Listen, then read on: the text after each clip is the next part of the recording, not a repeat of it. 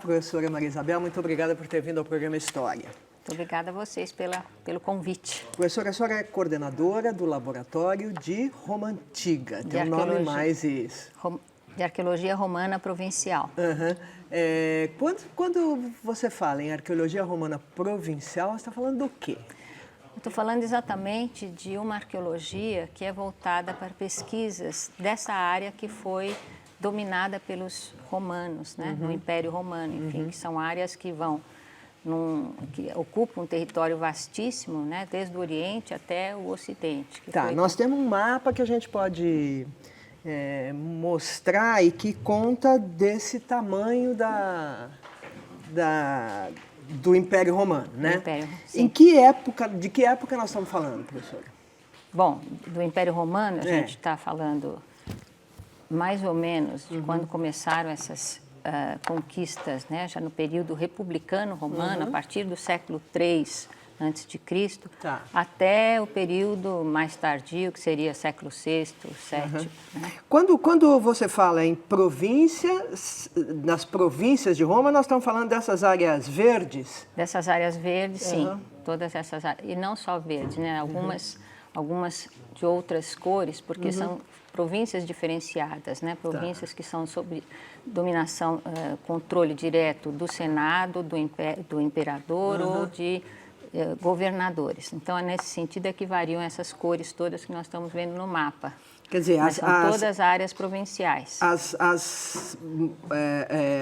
As marrons são governadas diretamente por Roma? Pelo imperador, né? Pelo controle imperador. do Senado, enfim, do imperador também. E outras são controladas por outros tipos de administradores, governadores, enfim. Um aspecto que você trata nos seus textos, nos seus estudos a respeito de Roma é a crítica à historiografia, a produção histórica mais do começo do século XX, vamos dizer, do final, durante o XIX, que dá uma visão do Império Romano como uma homogeneidade, principalmente, pelo que eu entendi. Exatamente isso que é interessante de notar, porque é todo um interesse que vai sendo criado, né, no centro europeu, por essa visão de que Roma teve todo um território absolutamente homogêneo sob vários aspectos, né? E o que nós temos que ver é que essa historiografia tradicional traz essa visão de Roma pensando em dois momentos de toda a trajetória de formação da Europa, né? No primeiro momento era necessário que esses países que tivessem tido uma relação anterior com Roma, ou seja, as antigas províncias da Europa, esses países mais importantes, enfim, eles tinham uma necessidade de ter uma diferenciação muito clara em termos de identificação que tornasse bastante específica a sua área territorial e cultural. Então, a partir do século XVI, foi feito, então, um mapeamento desses grupos culturais que eram associados, né, diretamente com unidades territoriais muito claras e cercadas. Né? Então, foi criado uma oposição clara entre o que eram nativos e os que eram romanos. Mas eles eram províncias romanas. Quer dizer, foi criado a partir do do século XVI, quando a Europa olha para a história romana. Isso, para a história romana e para a sua própria história. Ela tem necessidade de se situar como países importantes que tiveram uma ligação com Roma, mas que são diferenciados, elas têm suas identidades próprias. Então, é necessário que elas estabeleçam, através de uma interpretação muito específica e conveniente dos textos clássicos, para se achar, para se encontrar dentro desse território especificamente. Né? Então, há toda uma manipulação desses textos para que elas possam criar a sua história, a sua particularidade. Então, elas encontram isso. Mas, digamos, elas continuam... Então, vamos ver se eu entendi. Então, digamos, o que hoje é a Alemanha, quer dizer, então, o Império Austro-Húngaro, no caso. A Alemanha, a França, a Inglaterra, todos esses países que mais tarde foram muito importantes vários séculos depois, como imperialistas, né, que dominaram, enfim, o mundo, repartir o mundo entre si, né, elas vão ter que criar uma origem específica. Quer dizer, eles vão olhar os textos a respeito dos textos clássicos, a respeito do Império Romano, para encontrar suas próprias identidades. E se valorizar ao mesmo tempo. Por quê? Sendo províncias, como é que elas podiam ter um valor se elas tinham sido dominadas por Roma também? Então vem uma outra parte que é necessária nessa valorização. Elas acabam com essa localização específica no espaço, né? Também valorizando-se como civilizadas, criando novamente, através dos textos, uma explicação que lhes confira um status também civilizado. Especial ou diferente daquele status que efetivamente elas pudessem ter tido muitos séculos antes. Exatamente, elas eram províncias, na verdade. Agora, vamos dizer assim, esse estratagema, a história de cada época sempre faz com os textos, a história trabalha em termos contemporâneos, né, utilizando, adaptando aquilo que os textos antigos possam fornecer para que elas se valorizem. Tá. Né? Então, você está falando ainda do século XVI. XVI e mais tarde, né, quando chega no período do século final do XIX, início do XX, quando aí se criam esses estados nacionais. Né? Então já há toda uma ação imperialista de anexação de territórios, né? Incorporação de territórios, domínios de outras regiões. E aí como é que eles veem? Então como é que no começo do século XIX o Império Romano é visto? Então, ele com essas lentes do início do século... Com essas lentes, então, ele é visto de uma maneira absolutamente uniforme, como se toda a população da periferia tivesse, digamos, entre aspas, se tornado romana, com todos os costumes romanos. Enfim, e a cultura material é muito conveniente para isso também, porque em todos os lugares onde houve estabelecimentos romanos, enfim, há sempre sinais desses monumentos, né, dessas figuras, enfim, que confirmam uma presença romana. Então, é como se eles todos fossem efetivamente romanos e civilizados. Então, da mesma maneira, quer dizer, uma ideia de que o Império Romano é homogêneo. É homogêneo. Era homogêneo. Isso, foi que lá atrás eles também tiveram o trabalho de se civilizar. Né? Quer dizer, então quando aqui, quem está nessa região, quem está no que era a Aquitânia, por exemplo, aqui, que é a França, me parece, né? Vamos dizer, os franceses atribuem, então... Na Gália ali, né? Na Gália, na Bélgica, na Aquitânia, isso, toda essa região aí, né? Eu perdi a Gália. Olha, Lugdunenses ali, olha lá. Isso, então essa região aqui... Da Gália, da Britânia... Aqui a Britânia. Lá em cima, sim. É como se todos efetivamente tivessem se tornado o mesmo romanos, acesso, sido romanos, sido civilizados. Porque os romanos eram contato.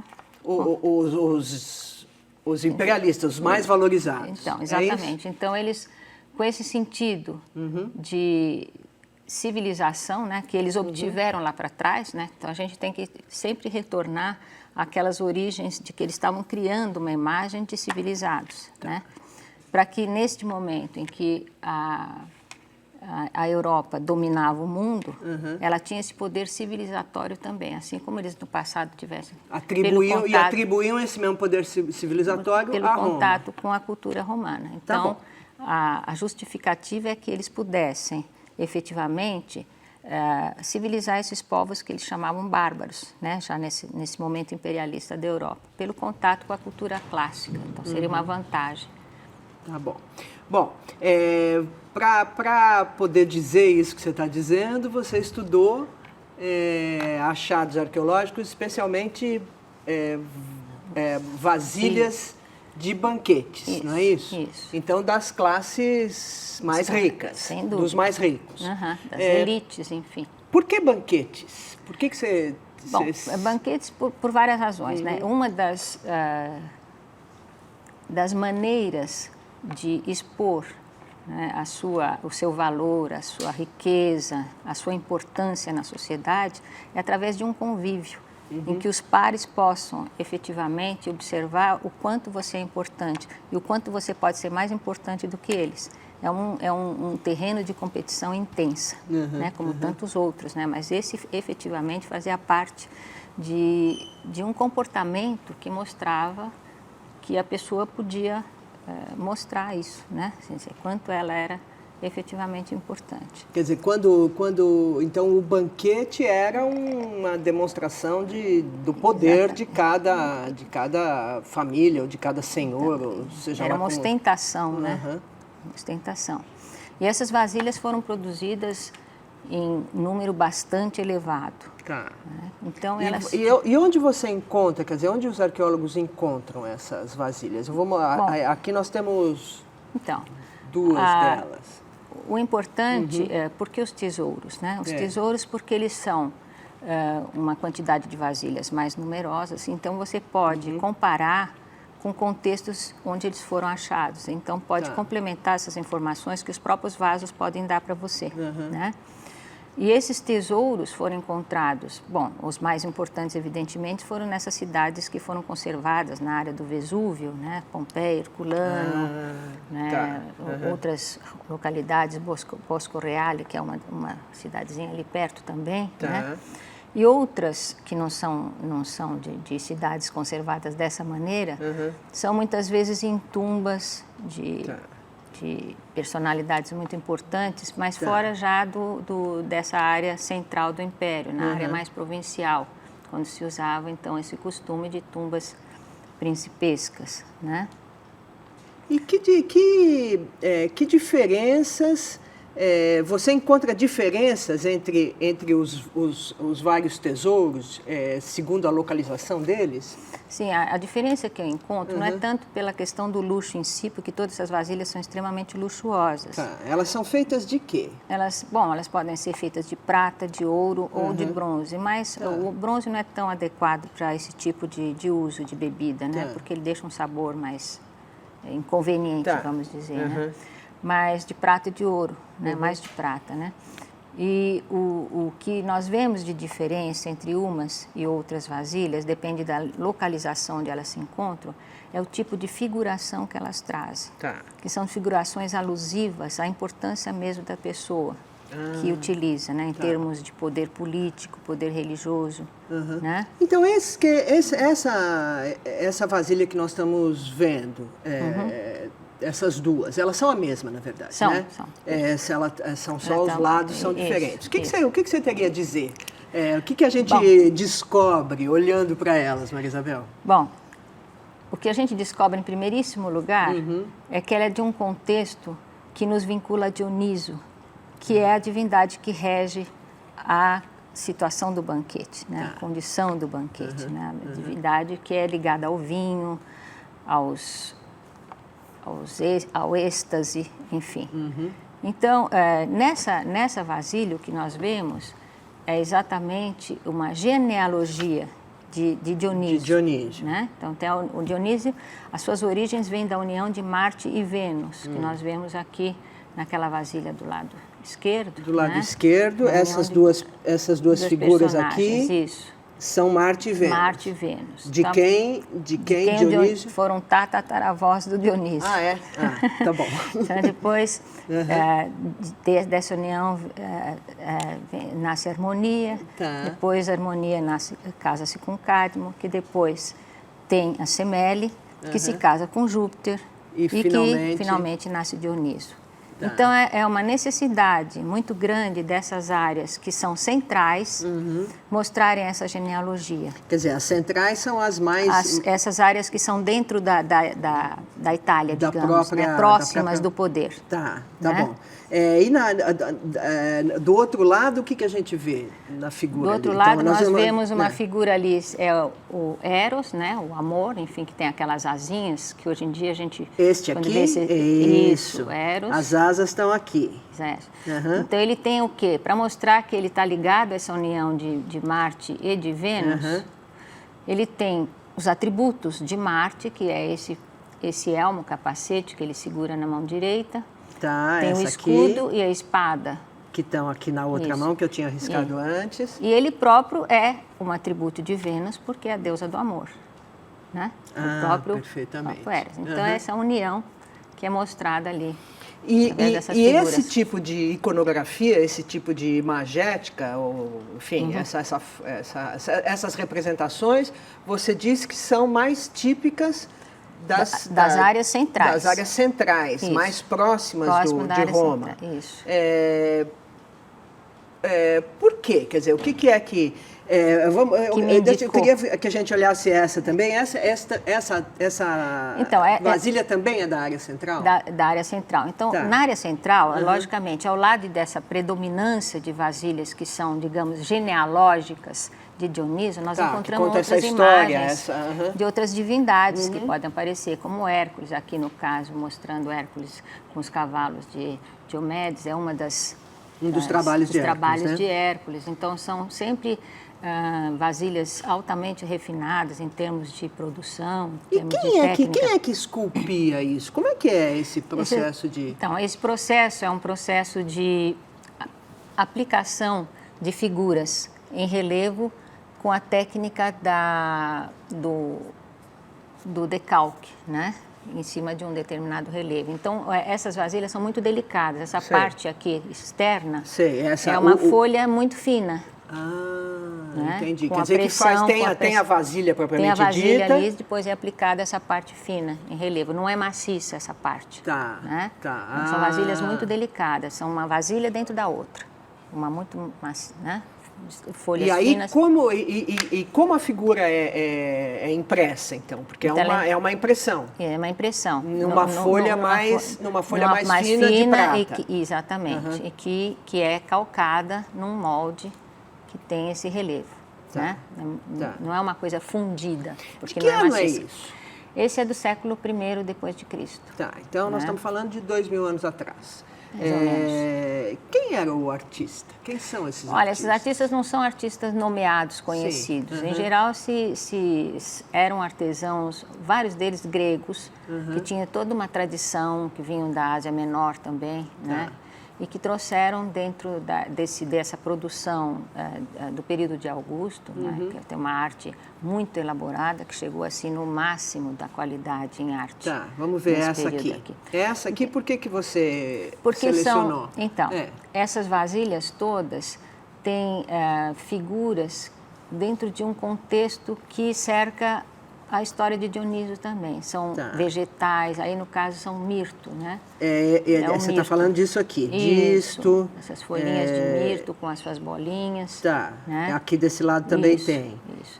Então, são atributos, a gente chama, são atributos de Dionísio. Então, não é necessário que Dionísio esteja presente, mas basta algum vegetal, algum objeto que remeta à sua existência, ao seu mito, enfim. Esta taça, você sabe onde ela foi encontrada? Essa taça é de Pompeia, da casa de Menandro. Casa de Menandro em Pompeia. Isso. Quer dizer, muito bem preservada por causa da erupção do Vesúvio. Isso. E também área central, porque está ali bem a poucos, como 200 quilômetros de Roma, não é isso? E essa aqui, muito linda, eu achei essa bem linda. São cenas mais silvestres, né? Nós temos umas cegonhas, temos uma banheira, uma área que tenha água. Um lugar uma bacia. Uma bacia, exatamente. Né? Elas estão pousadas. Esse é um cântaro. Um bebedouro. E isto também é essa mesma tecnologia? Todos. Toda a mesma técnica. Tem a peça lisa dentro e em torno se constrói toda uma parte que é em relevo. E de onde que estavam? De onde eles obtinham esses metais? Bom, Roma era proprietária de todas as jazidas do Império. Então, havia uma exploração intensa, né, de áreas em que havia essas minas na Península Ibérica, que era a mais rica em produção de minérios, na parte da Nórica, da Dácia, que seria o que seria a Romênia, a Eslovênia, eram partes que tinham uma produção imensa de metais. Tá, então tudo a Europa, era carregado... naquele momento, na verdade, era muito rica. Vamos ver de novo lá o mapa. Né? Você tem ali, isso. Então, toda a região que você falou é essa aqui. Bom, aqui a Península Ibérica está fora, mas é pro lado de cá, e aí os outros lugares que você falou são esses aqui, né? Dalmácia, esse lado aqui. Você tem a Península Ibérica, né? Tem ali, ó. A Península Ibérica está no outro mapa. Vou mudar de mapa aqui. Não quer ir. Pronto. Então, aqui... Então, toda essa região, você falou da Península Ibérica, que está aqui do lado esquerdo. Depois você falou da Dácia, que é lá perto, já é na Ásia. Você pega o Noricum lá para cima. Tudo isso tem produção de prata. Prata, bronze, cobre, né? O estanho, que vinha da Cornualha, ali da Inglaterra. Nós estamos falando da era do bronze ou era do ferro? Não tem essa... Já é bem depois da Era do Ferro, digamos. Ainda estamos na Era do Ferro até hoje, né? Mas enfim, isso já é bem mais já é depois da Era do Ferro muito adiantada. Na Era do Ferro você recua mais ou menos, né? Depende da região, no século VIII a.C., né? Então aqui a gente já está bem mais para frente. Tá bom, então vamos continuar nas nossas figuras. A gente estava, a última que a gente viu foi essa, dessas cegonhas no seu bebedouro. Isso.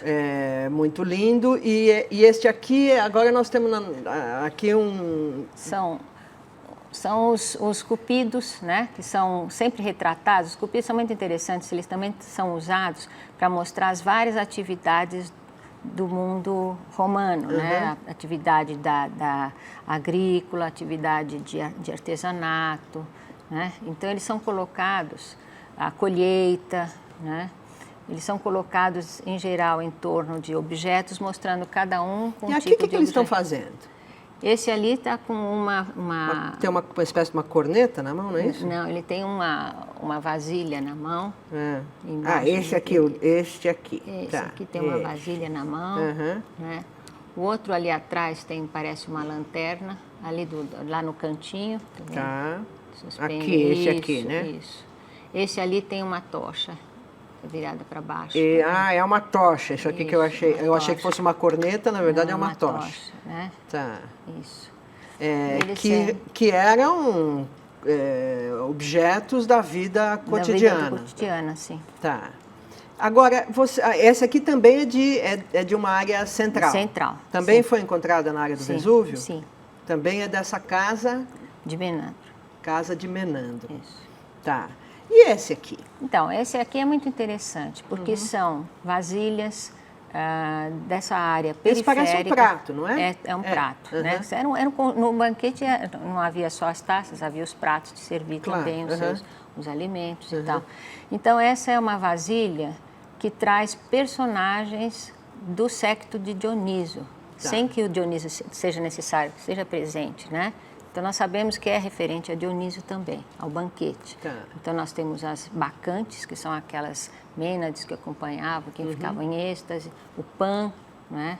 Aqui embaixo. O Pan está do lado esquerdo e a Mênades está ali do lado direito. E esse já é de onde? Esse é da Britânia. Tá, então é da periferia. Da periferia. Não hoje, né? Não, pois é, hoje não. Mas era da periferia também. Tá. Então, o que eu notei, esse também é da periferia, que nós vemos esse é todos muito esses personagens em torno do prato. Tá. Né? Esse é da Germânia, né? Então, nós vemos todos esses mesmos personagens que vimos naquele prato ali, em torno de um personagem central que também era do ambiente dionisíaco, que é o Oceano. Esse aqui que está no meio ali? Está no meio, né? É o Oceano, uma representação do Oceano, que é uma divindade, né? Por conta de toda essa aventura que Dionísio fez pelos mares também, através... Mas o Dionísio não está. Não está, só está exatamente uma série de personagens que cercam o Dionísio. E que interpretação você dá para essa diferença na iconografia, nas imagens que aparecem esculpidas? Eu acho interessante, eu notei que sistematicamente o Dionísio não aparece nessas de periferia. Tá. E, por outro lado, ele é muito presente nos detalhes na área central, né? na área próxima do poder, em todos os níveis, desde o seu nascimento, desde a sua origem primitiva, né? Que era a união de Marte e Vênus. Depois nós temos a mãe dele, tem o parto de Dioniso, representação. Tudo isso você encontra nos tesouros das áreas centrais. Áreas ali, ou seja, na casa de Menandro, que é em Pompeia, ou em Bosco Reale. Né? Tem todas essas figurações muito específicas, muito íntimas do Dionísio, né? Em todos os seus detalhes, em toda a sequência. Os pais, os avós, não é? A sua esposa, né? Ariadne, que é uma das versões, né? Isso que você chama genealogia de Dionísio. De Dionísio, né? Então, eu notei que era uma questão de mostrar Dionísio dentro de uma intimidade muito grande desses personagens que eram da elite, enfim, próxima do poder. E um paralelo que eu fiz é que havia também outros objetos, que aqui felizmente nós não temos a representação, que havia uma série de imagens que representavam o próprio imperador, ou alguns imperadores. Nesse da periferia ou nos centrais? No centro. Tá bom. Então eu notei um paralelo muito forte com um vínculo político, né? Com uma conotação política. Uma necessidade de afirmar a ligação. De afirmação, essa ligação. Então, equiparando essa questão política de intimidade com o poder e a religião, né? Quer dizer, a intimidade com a religião ficaria muito desequilibrado se fosse só personagens periféricas, imagine. Mas teria que ser o dono do poder religioso do banquete. Tá bom, então o imperador e o Dionísio. Né? Então, eu achei que era bastante interessante essa estratégia de mostrar uma intimidade tanto no poder político quanto no religioso. Nessas peças que são muito também ostentatórias, como você disse. Ostentatórias e uma figuração muito presente, né? Muito evidente. Tá. Enquanto na periferia? Na periferia, eu acho que essas personagens eram suficientemente exploradas, né? E eu não sei até que ponto a elite, muito afastada, ia compreender essa questão do Dionísio, toda essa sequência. Né? E eram personagens também muito bonitas, muito vivas. Para a gente encerrar, professora, nós estamos bem no finzinho.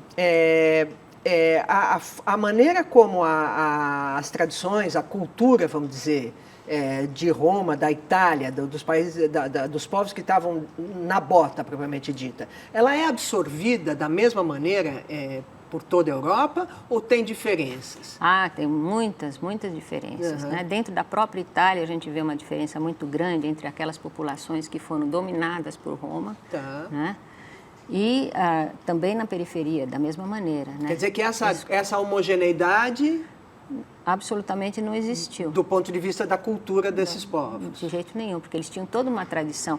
O interessante é a gente poder ultrapassar essa fase de homogeneidade para entender até que ponto houve uma relação de, digamos, podemos chamar de mão dupla em cada uma dessas regiões, né? De interação muito, muito forte, né? Do ponto de que você absorve aquilo dentro de uma cultura que te é própria.